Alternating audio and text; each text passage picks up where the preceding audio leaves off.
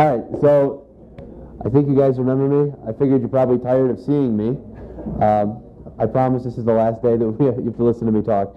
We're going to get started real quick. We're going to talk about glazing. Just a show of hands, how many of you are do glazing work or know what glazing work is? Okay. So Sergio's the only one that knows glazing. You saw your hand kind of raised. So a quick introduction. What this is Tremco's Welcome to Glazing training series. So this is the first of that training series, the first slide deck of it. This is intended to give you a concept of what glazing is, how everything kind of comes together. Not so much product specific, but more of how it's done. So what is glazing?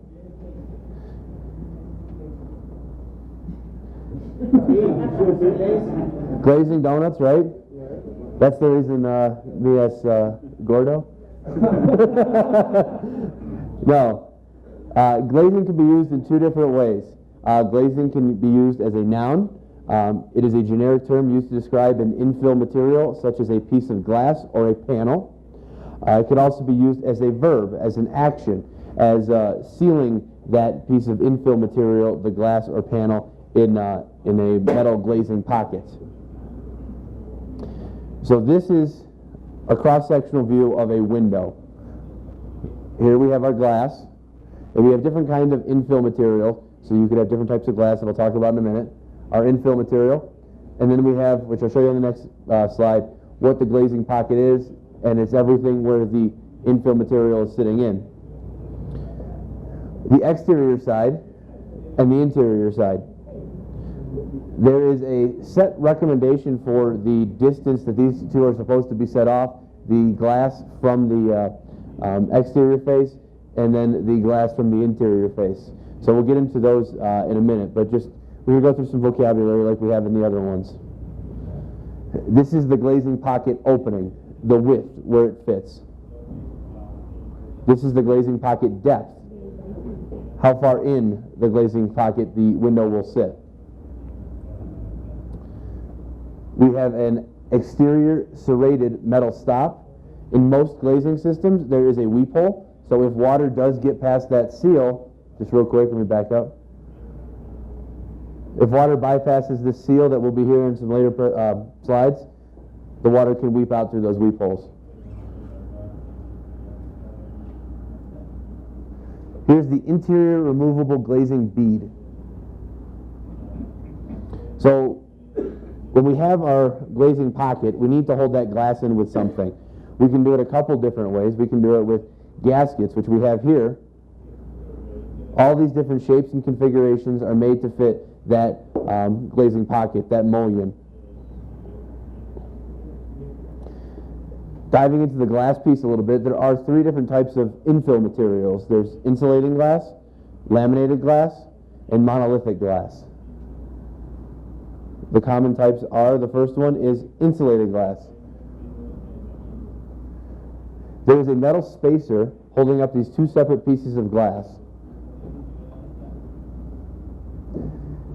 On that metal spacer, there's a primary seal to keep a noble gas, whether that be argon or nitrogen, in the window pane. That provides some thermal resistance. There's also a secondary seal. If that primary seal does fail, the secondary seal, the intent of it is to stop the gas from coming out and moisture vapor from coming in. Also to hold the system together. The other type of glass that we commonly see is called laminated glass. Oops, sorry. We have two pieces of glass that are laminated together. Typically you're going to see this in areas where you have blast resistance requirements, military bases, situations where you have a high hurricane opportunities like Miami, Florida. There is the plastic that is in here that's laminating these together is reinforced. So if this were to shatter, the plastic would absorb some of that shatter and not transfer to the inside. And what I've seen mostly down here, if you look at these windows over here, is a monolithic pane of glass, just one sheet, not two laminated together, not one with a spacer in between. When we refer to glass, we talk about side 1, side 2, side 3, side 4. In insulated glass, you can see side 1 is the exterior side. Side 2 is the interior side of the exterior pane, or light. That's another term used to describe pane. Number 3 is the exterior side of the interior pane. And number 4 is the interior side of the interior pane.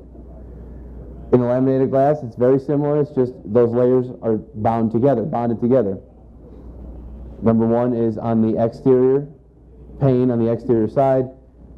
Number 2 is on the interior side of the exterior pane. Number 3 is on the exterior side of the interior pane. And number 4 is on the interior side of the interior pane. It's much simpler with monolithic glass where you just have one pane. You have side 1 and 2. As I was talking about with the spacing requirements for your glass to sit in your mullion, this dimension and this dimension and this dimension are all specified in this table. This table was put together by an organization called GANA, which stands for the Glass Association of North America. It's widely regarded across the world, but it was just founded in North America. And they put together all of these different recommendations for spacing sizes and what size window should fit in what size opening and gap. There's 3 different types of glazing systems. 3 different types of sealing that infill material into that glazing pocket. Quickly running through this, there's a wet system, a wet and dry system, or a dry system. The wet system is done with, I'm sure you could figure it out, wet materials. It's done with sealants, structural glazing sealants. At Tremco, we have 3 structural glazing sealants. We have our ProGlaze 2, which is a structural glazing sealant. We have our ProGlaze SSG, which is a structural glazing sealant.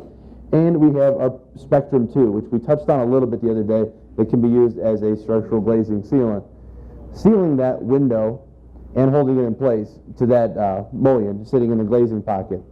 We also make a series of butyl tapes.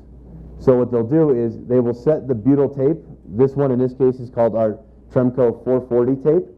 We have another one called Tremco Poly Shim tape, where it has a hard piece of plastic in there that acts as a spacer to keep that window off of the serrated edge of the glazing pocket. So you would set your window on your setting block, and I'll talk about those a little further in the presentation. You would set the window on there. You would have, when you're putting the window in there, you would already have the butyl tape in place, kind of pulling the window towards yourself, and on the inside you would have somebody using a sealant for structural glazing purposes. The wet/dry system is a combination of the wet sealants holding the window in place and a dry rubber gasket. And the rubber gasket can be made out of a bunch of different things that I'll talk about in a minute. Again, they're setting it on that tape that's wet, and they also have, we call this a bedding bead underneath the gasket. So it kind of holds the setting block in place, and it holds the shim in place once you install this gasket. So we would do it in a similar manner that I described. You'd have your poly shim tape, your 440 tape, your butyl tape on the face. You would set the glass on that and your setting block, and then you would work in your rubber gasket. And then your window would be structurally glazed in a wet-dry system. Other options that we have are just completely dry systems, where you have a rubber gasket on the front and back holding the window in place. And you would have it sitting on a setting block. Excuse me. Here's some examples showing of the dry glaze system. In this situation, you would still have that front piece of rubber, that front gasket in place, and then you would set the window on top of the setting block, pulling it tight to that front piece, and then sitting on the inside, working that back piece in by hand. Here's an actual cross-sectional view of a window system. And this is a completely dry system. We have this would be the exterior, so we have this gasket installed first, and the window is sitting on the setting block, and they would come in from the inside and install that other gasket.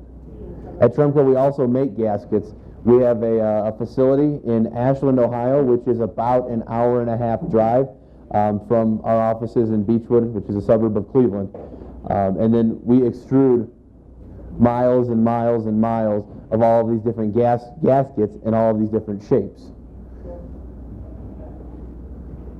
So we also not only call them gaskets, we call them glazing rubber extrusions, because we're extruding rubber. One of the typical types of gasket material is a closed cell EPDM extrusion.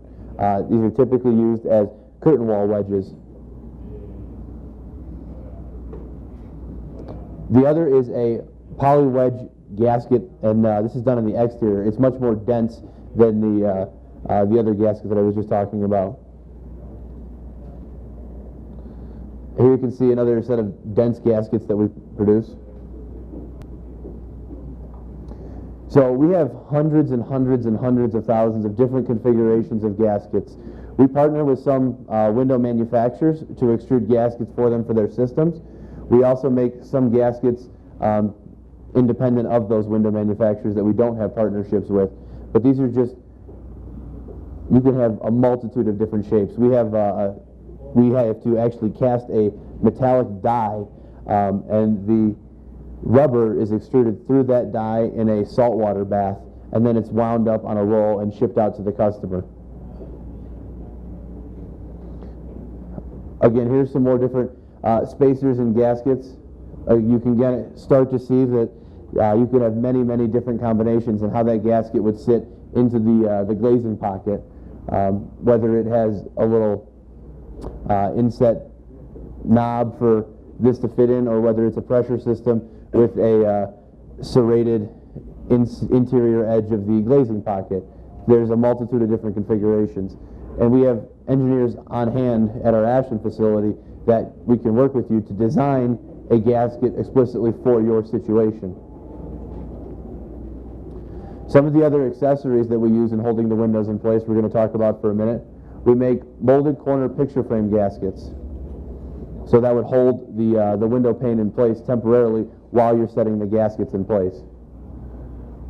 We also make those setting blocks that I was talking about earlier in the presentation. We have some setting blocks that have voids and some that do not have voids. The ones that have voids are they're actually weep holes. So if water was to bypass the system in some way, shape, or form, that weep hole would direct the water to the weep hole of the actual glazing pocket window system itself.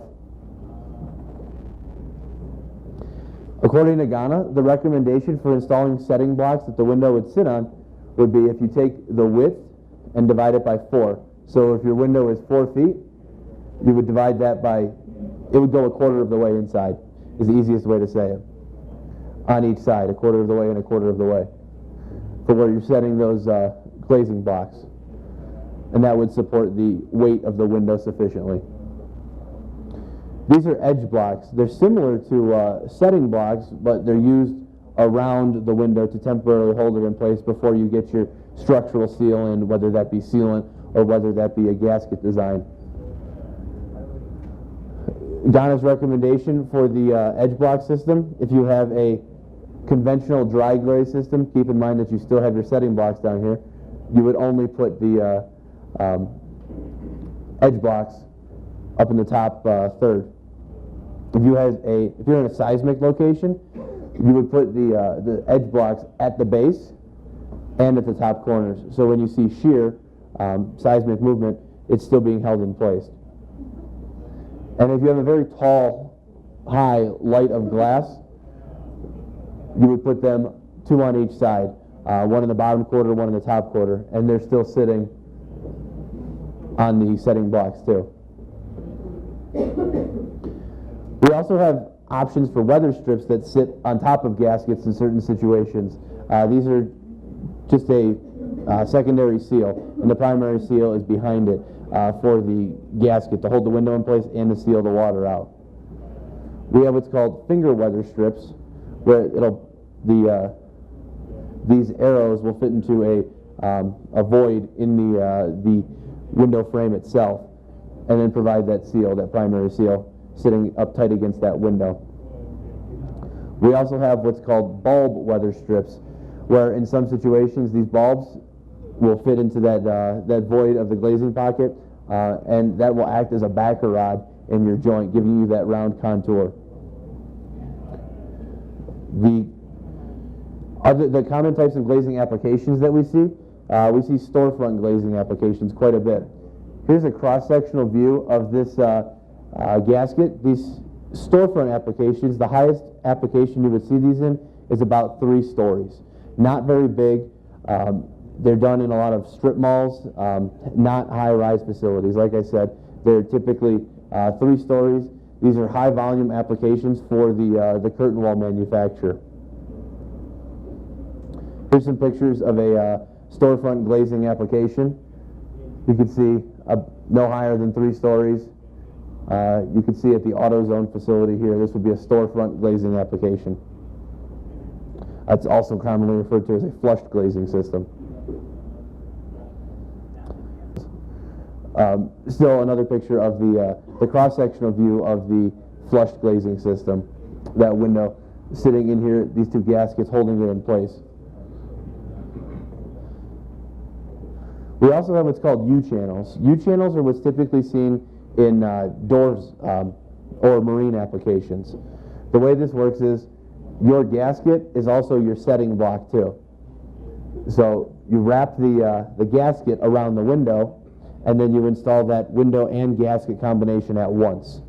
They're commonly referred to as marine gaskets because they're, as I said, typically used in marine applications, but they're also used a lot of times in doors too. As I said, those bulbs act as a backer rod to install sealant over top of. What we see in typical commercial construction, there's a couple different things. Curtain walls, typical construction curtain walls, we see stick curtain walls and unitized curtain walls. A curtain wall is where the wall actually hangs off of the slab edge. It's held in place by it's typically on the back of the curtain wall there's a pin, and then on the slab there's a hole. And then the pin fits in the hole, and it's held in place by held